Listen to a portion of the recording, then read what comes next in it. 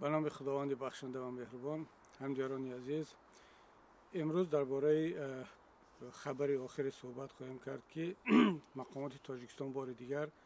پرونده من را در یک نشست مطبوعاتی رئیس دادگاه عالی از نو رسانه‌ای کردند و در بین کارشناسان و روزنامه‌نگاران سوال‌های را به وجود آورد. از جمله این سوال بود که چرا مقامات بار دیگر بدون آنکه یگان حرف جدید اضافه کنند، یگان فکت و رقم، یگان حالت نوی را برای جامعه پیشنهاد کنند، این پرونده را بعد از 1 سال یا 2 سال تکرارا برای جامعه معرفی کردند. و این سوال برای خود من هم جالب بود، چون وقتی که من خبرها را پیگیری کردم هیچ حرف جدید نداشت و یگان حالت جدید هم رخ نداده است. و وقتی که من نظر کردم به اون مجموعه اتهاماتی که علیه من وارد شده ایستاده است و اون ماده هایی که مرا با آن متهم میکنن نگاه کردم، خیلی عجیب و غریب بود و چند سوال در ذهنم با وجود آمد. سوال اول این که چرا 16 ماده، چرا 5 نه، چرا 10 نه، یا حتی چرا 20 50 یا همه ماده های کودکس جنایتی را چرا استفاده نکردن، حالا که حکومت با اون منطقی که دارد و اون مناسبتی که با قانون با دادگاه دارد میتواند یک شهروند را با یک ماده برای ابد حکم زندان بدهد، یا اینکه میتواند یک بار 900 یا 1000 ماده جنایتی را هم بالای او بزند. همه چی در دستش است. ولی وقتی که من مرور کردم با اون ماده هایی که آورده بودن، خیلی تعجب آور بود. برای مثال یکی از ماده ها، اگر خطا نکنم ماده 107 بود، برای کشتار هنگام دفاع از خود و دفاع نالازم یا بدون ضرورت از خود که در اون کشتار صادر شده است. اون به زبان روسی میخواندم، ترجمه تاجیکی شاید اشتباه کنم. یعنی معنیش این است که من در حالتی که به من هجوم شده است، من از خودم دفاع کردم و هنگام دفاع کردن از خودم کسی را کشته باشم و این یک کشتاری هست که در وقت دفاع کردن انسان از خودش صادر میکند، حالانکه ضرورت به کشتن شاید نبود. من خیلی تعجب کردم و شاید برای مردم هم جالب باشد که این چه حالت بوده است که به من کسی هجوم کرده است و من از خودم دفاع کرده باشم و در وقت دفاع کردن از کسی را کشته باشم که طبق ماده 107 است یا 100 و چندی هست، مرا با این ماده متهم کردن. و چرا مقامات نمیان در دادگاه یا در جامعه در رسانه ها این را بگن که اون نفری که به من هجوم کرد کی هست و من کی را کشتم و چگونه از خودم دفاع کردم و مثلا کسی را ضرر رسوندم. تا جای یاد دارم هیچ کس به من هجوم به این شکل نکرده است. یک بار در شهر کلا وقتی که همچون وکیل سفر میکردم به من هجوم کردند. یک گروه از اوباشانی که از طرف مقامات آماده شده بود، بعدا معلوم شد، ما شخصیت ها رو معلوم کردیم که نرکمن ها و دزد ها، کسانی که جنایتکارند، اونها رو با وعده آنکه اگر به کبیر هجوم کنید ما شما رو پرونده هاتون را سبک میکنیم، اونها بعد اومدن خودشون اقرار کردن و چند ثبت هم ما داریم. ولی دیگر حالتی که با من هجوم کرده باشند و من از خودم دفاع کرده باشم، نه در تاجیکستان نه بیرون از آن نداشتم. پس این ماده چی معنی دارد؟ یا ماده های دیگر که غصب کردن، گرفتن سلاح، دزدیدن سلاح، از کجا گرفتم، چه مقدار، کدام سلاح را. و خلاصه وقتی که اینا رو نگاه میکنم هیچ یک ماده که به فعالیت من ربط داشته باشه در اون پیدا نکردم و برای همین میگم که حکومت میتونست مرا با 1000 ماده هم متهم کند، همه کودکس جنایتی رو بیارد بالای سر من بزند، این امکان داشت، یا اصلا یک ماده کافی بود. مثلا آخران ماده که در اونجا من خوندم میگوید که کوشش تبادلات دولتی یا غصب حاکمیت. من کی دست به تبادله زدم؟ کی حاکمیت رو غصب کرده نشونم؟ با چی شکل؟ شاهد کی هست؟ چرا دادگاه رو آشکار نکردن؟ و این سوال های هست که واقعا در ذهن انسان پیدا می شود و بسیاری ها از من میپرسند که تا کجا اینها واقعیت دارد. و من فکر میکنم که اگر حکومت کمترین دلیل را می داشت، نه تنها در من، در تمام اون پرونده هایی که در این 5-6 سال اخیر اونها اعلان کردن، اگر کمترین دلیل را می داشتن، حتما اون دلیل ها را برای مردم می گفتن، دادگاه را علنی میکردن، آشکار میکردن که مردم خودش ببیند و اصلا هیچ سوال باقی نماند. و یگانه ترس حکومت هم از این دادگاه های مخفی این است که این دروغ‌هایشون آشکار نشود ولی بالاخره دیر یا زود این آشکار خواهد شد. نکته دوم این است که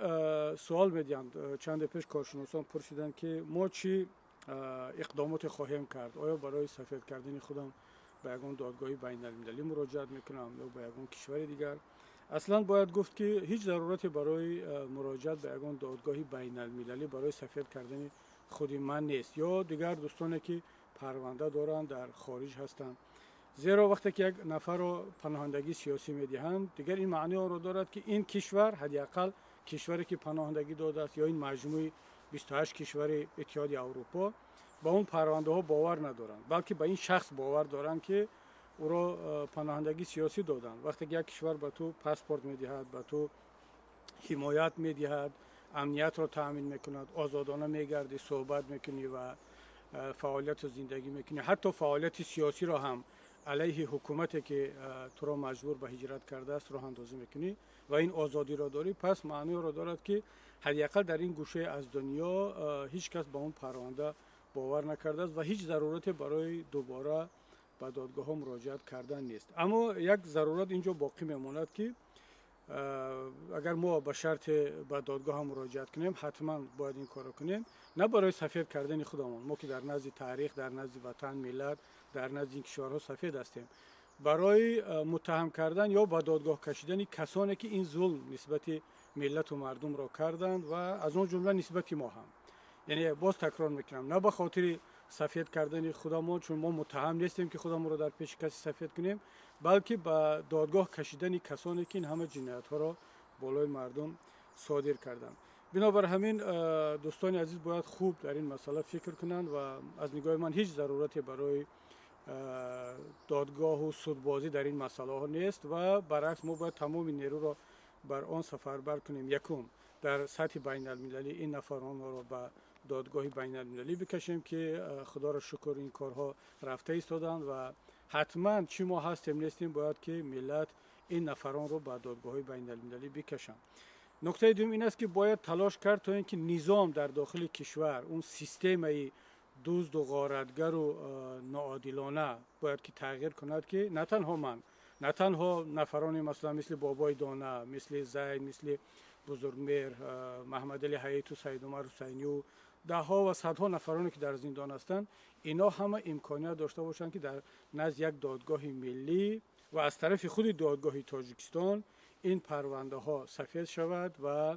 یک بار در نزد ملت، حالا چه برای زندگان چه برای شهیدان، این مسئله باید که حل و فصل خود را پیدا کند. من حتی بر این نظر هستم که یک دادگاه ملی باید تشکیل شود، نه برای این حادثه های 20-30 سال اخیر دوران حکومت داری رحمانوف، بلکه ما باید تمام اون باباهای خود، اجدادان خود و پدران خود را که در طول این 100 سال اخیر از طرف بلشویکا، از طرف کسانی که آمدند کشورهای ما را غصب کردند و بزرگان ما را، مبارزان ما را، پدر و باباهای ما را با هر نام و تهمت و باسمچی و دشمن و خائن و وطن فروش متهم کردند، یک قسمی را به سیبیر بدرقه کردند، قسمی را پراندند، قسمی دیگر را اصلا معلوم نیست کجا است، ولی نامشون در تاریخ همچون باسمچی و همچون دشمن و خائن باقی مانده است. باید در یک دادگاه ملی تمام این پرونده ها باید که از نو سفید کرده شود و ما تمام این مبارزان ملی را در 100 سال اخیر در نزد ملت، در نزد تاریخ با قرار یک دادگاه واقعا هم شفاف ملی سفید کنیم. همین کاری را که مثلا میرزیویف در ازبکستان کرد، همین کار را که حتی پوتین در روسیه کرد و این کار را در تمام کشورهای سابق شوروی کردند. تنها در تاجیکستان ما که یک عده از همون منقورت‌ها، یک عده از کسانی که واقعا پرورده مکتب استثمارزدگی هستند و تفکرشان هنوز همون تفکر دوران بلشویکی هست، تنها در تاجیکستان باقی مونده است و من امید دارم که دیر یا زود این شرایط با وجود خواهد آمد که هر یک خاندان تاجیک که در تاریخشان چه باباش، چه پدرش، چه امروز فرزندانشان با این اتهامات‌های ساخته متهم شدند، آنها احساس خواهند کرد که پدران آنها، باباهای آنها، فرزندان آنها جنایتکار نبودند، خائن نبودند، وطن فروش نبودند، دشمن خلق نبودند. همون طوری که خودی همین حکومت